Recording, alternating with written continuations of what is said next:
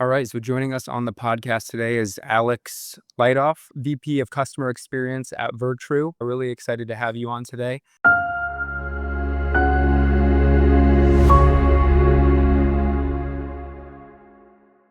And we were just chatting a minute ago and really excited to dig into some of your past experience, especially on the support side, and now transitioning into a customer experience leadership role.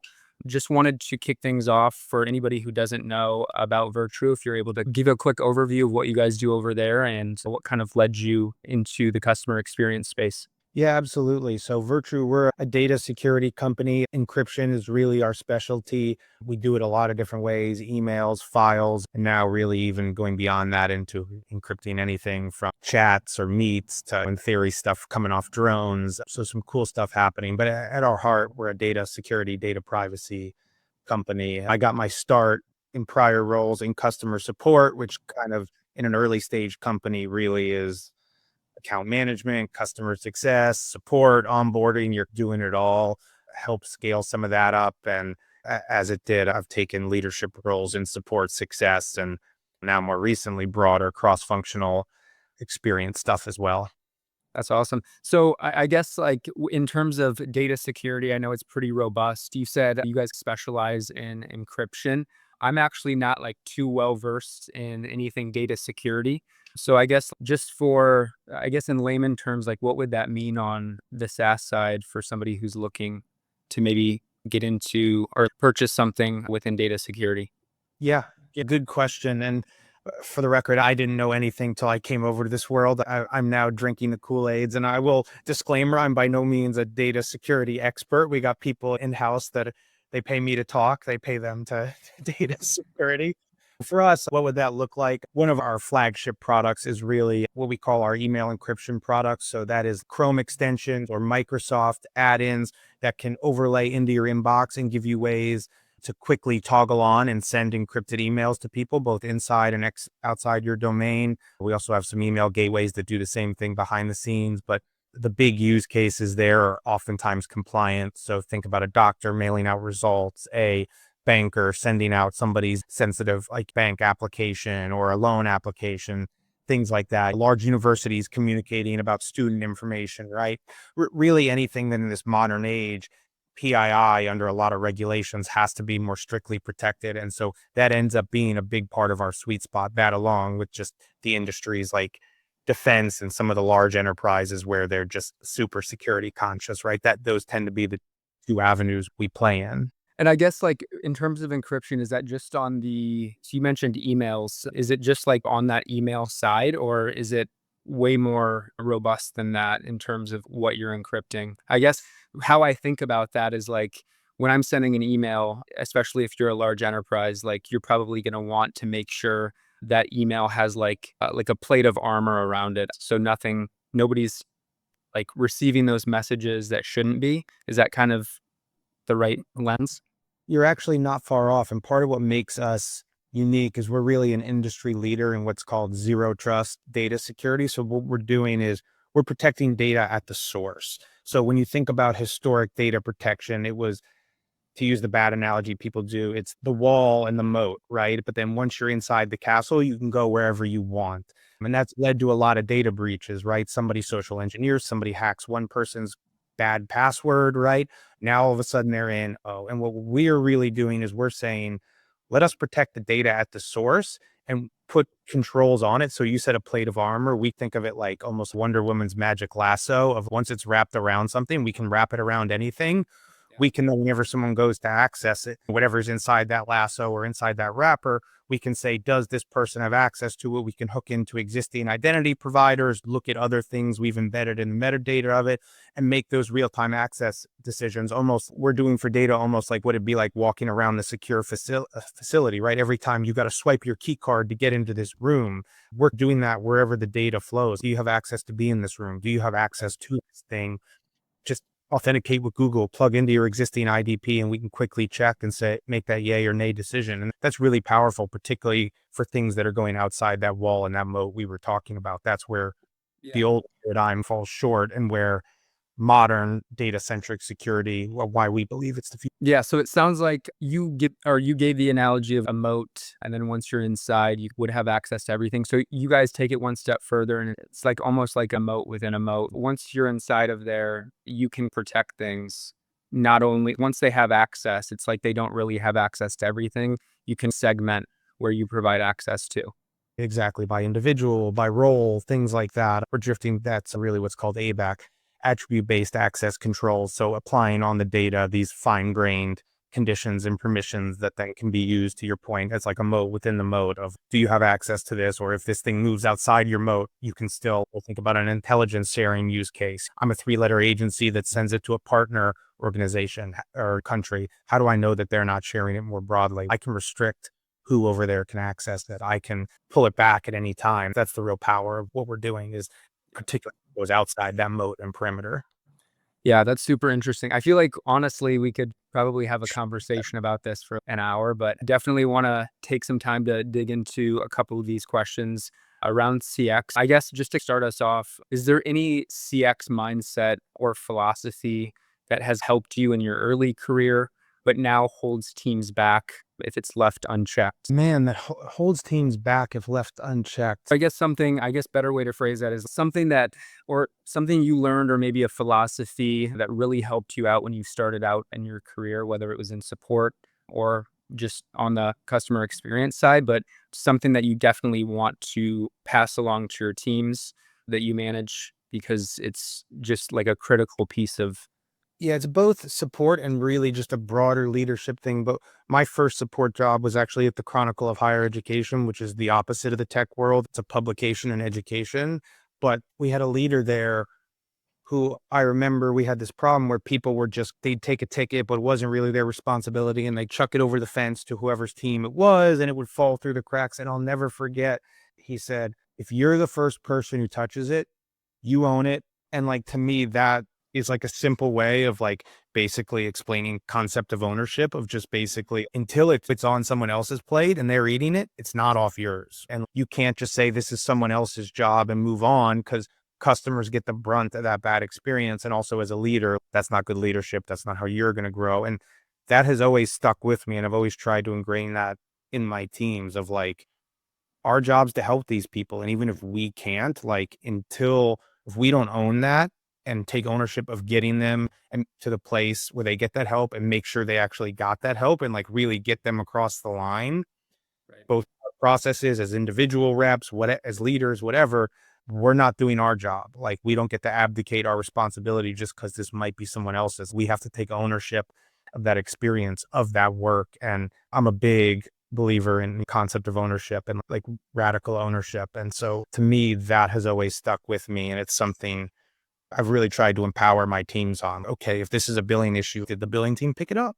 'Cause if not, it's still your issue. And it's like a little thing, but customers feel it when you're just pawning them off, and they get caught in the cracks of these big machines and these bigger orgs we're running as we grow. And ownership just cuts through a lot of that. Definitely. And I guess something that I was curious with that philosophy is handoffs and escalations. It almost kind of contradicts there in that sense. Like, where do you draw the line if it's maybe a handoff or needs escalated to a different team in terms of like ownership? Yeah. And so what I tell my teams is, until that other person says, I got it, and you see them doing something on it, it's still your responsibility, right? So that doesn't mean you can't escalate things. That doesn't mean you can't hand things off. But what we want to avoid is the gray area, right? I sent this to so-and-so, now it's their job. If they haven't picked it up, it's still your job. And if they don't pick it up, then, there's ways you can get your manager involved. You can go to their manager, right? There's other processes internally we can pull to do that. And this isn't an absence of those things, but what it's trying to prevent is something I think we've all seen and dealt with, right? Where it's a phone call, I'm going to transfer you, or I'm going to do this. And then the call drops or something else happens, right? It gives us a bad experience. And the only way to prevent that is the person who's handing you off, or the person who owned it initially, can't fade away till we're sure it's hit the next step. And really empowering ownership there, in terms of, like I said, you don't have to solve it, but till like it's in their name and they're working it, or they said, yeah, I got it. You're not, Yep. I definitely agree. And I guess in terms of like escalation process, how do you guys turn your escalation process? And this could be broader, more general opinion, or you could give some experience from what you've experienced on past teams. But how do you turn your escalation process into a customer trust building opportunity and not just like a fire drill? To be clear, particularly in a support context, of putting success aside, and they often start as fire drills, particularly at the senior leadership level. My phone doesn't usually ring because things are going so great at a huge customer. Number one, and to tie it back to what I said before, is I think you've got to take ownership of it, right? Regardless of how it got there, regardless of what happened. I try to tell people, hey, we'll have a chance to debrief later and talk about what we could have done better. But to start, let's keep it present and future looking in terms of how do we get this on the right track? How do we get this where we need to go? And that is always where my playbook starts, right? Because I don't want to start with a blame game. If they need to vent, that's fine. But at the end of the day, we are where we are, and how to, like, you empathize, but how do we move forward from here? How do we get it out of this bad place to a good place? For me, one of the things I like to be really prescriptive about, particularly if it's issue based, is get the list of issues or figure out what was wrong, come up with the plan, and then really burn it down together. Assign, if there's things you need them to do, ask them to assign owners. You make it clear, communicate updates along the way. Like, I'm a big believer in some spreadsheets and some trackers where we'll send like weekly updates and we can see it burning down. And that's where it builds trust because it's quantifiable, right? They can see it. They can see things getting checked off. They can see things getting done. And that makes them, from an experience standpoint, feel like it's moving in the right direction. And I'm sure you've dealt with this in some of your experience, but oftentimes, if you can work your way out of those situations because you've been through that fire together, those become some of the best relationships. Now, I prefer we started off on better foot and built from there. Like, some of my best relationship have come from some accounts that are from my past that were not in good spots. For sure. Yeah, no, I definitely agree with you there. And just going along those same lines with, I guess, customer transparency and during those escalation processes, I think one of the big topics that we talk about a lot is like building customer trust. So, how are you thinking about real time transparency with customers during escalations or maybe outages? What's like too much versus not enough? And I think I'm curious to hear this just because I think AI plays a role in this now. And as you were mentioning earlier, just like pushing things off or making sure a customer doesn't feel that way, like they're just being pushed off to another place. Like, how do you prevent that? And I guess, how are you thinking about that? Yeah. Yeah. Another good question. In terms of what's too much versus what's not enough, that's the art of the job, not the science, right? You got to give them enough to keep them happy and give them confidence you're on it. But you also don't want to throw a whole bunch of flags on yourself or open up a bunch of stuff that makes everyone worry more or ask a bunch of questions that sidetracks from actually going to solve the problem. For me, what I think about is a lot of it just comes down to beating the customers to an update. Because if they're left thinking, what are these people doing? What's going on? Blah, blah, blah.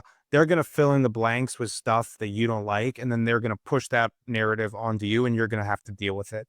And it's where it's things like status pages are your best friend, right? And ours customers can subscribe to, and we tell them that, hey, go subscribe there. So the second we post anything, you get an email, you get an update. You don't have to go looking. I will proactively notify you. And for me, like, I just try to keep that thing updated frequently. If I'm going to say I'm going to do something next time and just do it, you're controlling the narrative. Then you have to make that tough decision about how much do I share, how much don't I. But I've found that half of it is just, hey, I'm going to keep you updated next time, and then doing it like that. Just, I've had people like who are giving us like awesome CSAT scores after incidents just because we were proactive with the communication in that way, like beating them to that update. Like, it's crazy how much that alters the experience that I can see post incident. Like, our support CSAT go up sometimes just because we were communicative and proactive. Is like the experienced nerd in me, like, almost doesn't know what to make of that.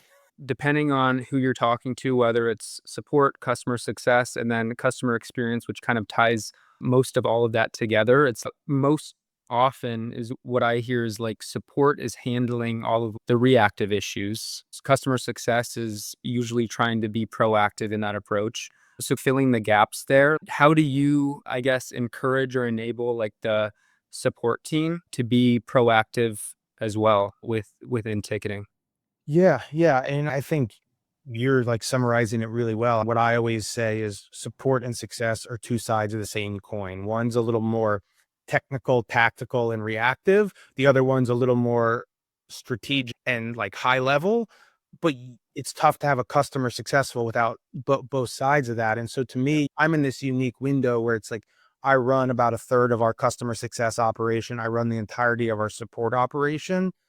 I'll also admit, since I have a foot in both worlds, I probably have an easier time naturally bridging this gap than others might because I just live in both worlds. But for me, even when I've won one of the functions, like that my peer and that other function's always been my like one of my closest like peer relationships that I invest in because you're going to end up in situations on both sides where you need the help of the other one. So I'll give you an example, right? Maybe you've got a big account that has a laundry list of issues, right? That we need to get a list, we need to burn down. Like this isn't going to be just okay, in the support queue, whoever gets it, right? We need to prioritize this. We need to partner with engineering. That's where as a CSM, I need a support person and maybe even a support leader to work with me on this. By the same token, I think every support rep's dealt with a situation where you're dealing with a customer and you're just like, they have the wrong product or like they were never onboarded correctly. And that's my job. And so having that relationship to be like, hey, can we like try to onboard this customer from scratch or get them some training or, hey, CSM, can we work together on this one? That's so important because the reality is like some situations need a bit of both. And for me, that's how I think about them, right? And it's why they've got to work together. Crazy, because I was actually just going to ask the question, what role do you think that the cross-functional collaboration plays in delivering like a great escalation?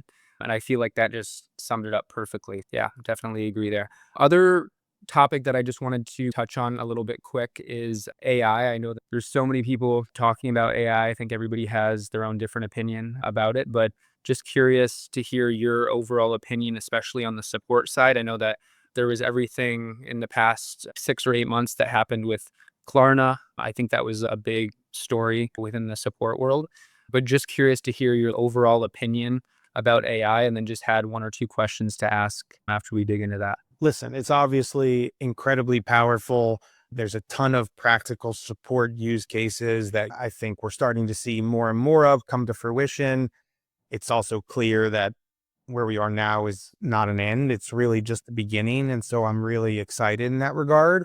By the same token, I think we might be making some mistakes I thought we learned our lesson of over the last 1 to 2 decades in terms of that balance of tech touch and AI versus human touch. What is each good at? Where are the humans better equipped to deal with this? How are they? Like, are we over rotating with AI a little bit? Like we went from like the Zappos make everyone happy or oh, we now have the data to justify support and success, actually drive retention and revenue and good business outcomes too.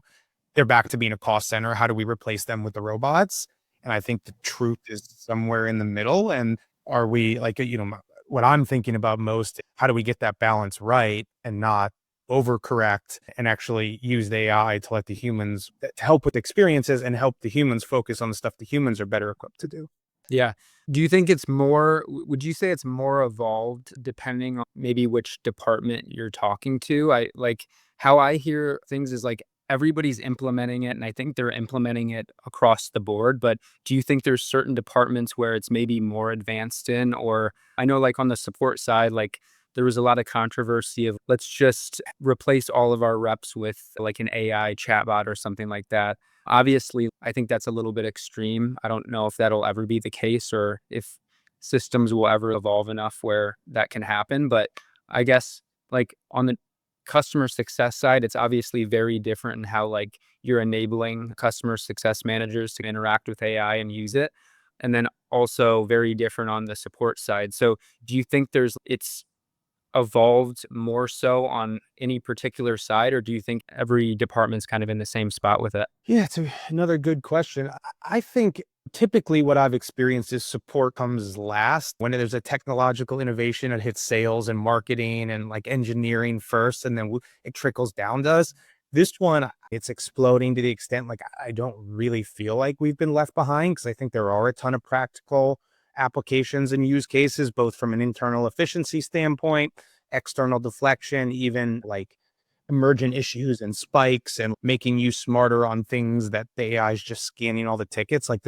There's a ton of practical applications. And I think this is the first time in a decade that I've felt like we're actually moving in parallel with some of our peers in other departments rather than being the last in line for the innovation.